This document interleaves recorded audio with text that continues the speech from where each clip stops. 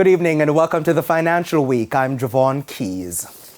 Jamaica's economy grew by 2.3% during the second quarter of this year. STATIN says the real value-added result for the April to June period was mainly due to a 2.2% increase in output for the services industry.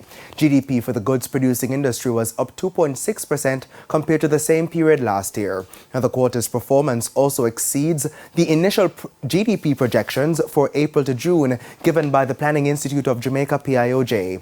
Now, in August, the PIOJ estimated GDP growth for the quarter at 1.5%. As Jamaica continues to develop what some call the festival economy, the next multi-million-dollar production, Soca Plus, kicks off on Saturday. With the orange or entertainment economy accounting for an estimated 3% of global gross domestic product (GDP), Jamaica continues to roll out productions to increase its share of earnings. I Love Soca Jamaica is spending more than 20 million Jamaican dollars for the execution of Soca Plus. It's the only, to my knowledge, the only event currently in Jamaica, especially within the Kingston metropolitan area, where you're going to have 12 hours of entertainment, 12 hours of multi-genre entertainment. It's definitely way over 25 million. This is definitely 3 times more what would normally spend on an I Love Soca. It is a very massive undertaking. The reality about it is something like this requires the support from sponsors, it requires support from the government, it requires serious investment from us and taking a risk. Andrew Bellamy is Managing Director of I Love Soca Jamaica.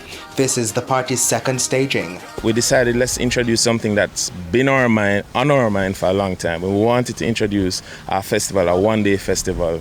We got the inspiration from festivals outside of Jamaica, so it was a perfect time to introduce the 12 hours. Never done before in Jamaica. And things appear to be panning out better than last year as a hurricane watch put a damper on sales then. Up to 8,000 patrons are expected to participate this year.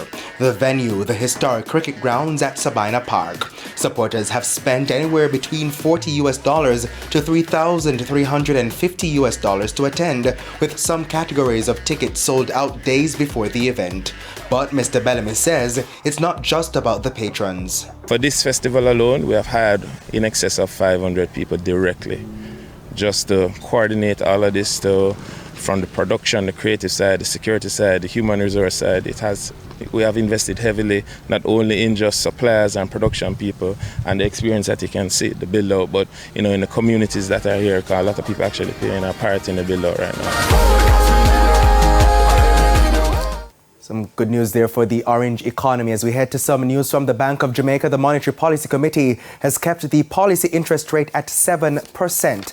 The MPC says the decision was linked to tight Jamaican dollar liquidity conditions and stability in the foreign exchange market. The central bank says the move is aimed at ensuring that Jamaica's inflation rate continues to trend downward to the bank's target range of 4 to 6%. The annual headline inflation rate as at August this year is 6.8%. Now, the last adjustment in the policy interest rate was made at the November 2022 decision. The next monetary policy meeting will be held in November. To the foreign currency market now, banks and cambios are selling the US dollar for an average $155.48. $115.24 is the going rate for the Canadian dollar. The average cost for the pound is $190.47, while the euro is going for $167.08.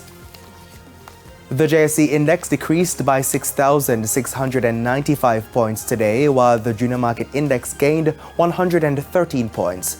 Among the 63 winners were JMMB Group's 7% variable Jamaican dollar cumulative redeemable preference shares, Fosrich, Darramon Trading Company, Paramount Trading Jamaica, and Jamaica Public Service 7% shares. Now, the 32 losers included First Rock Real Estate Investments US dollar shares, Mayberry Investments, Jamaica Stock Exchange, Jamaica Money Market Brokers Group 7.15% cumulative redeemable preference shares, and Main Event Entertainment Group.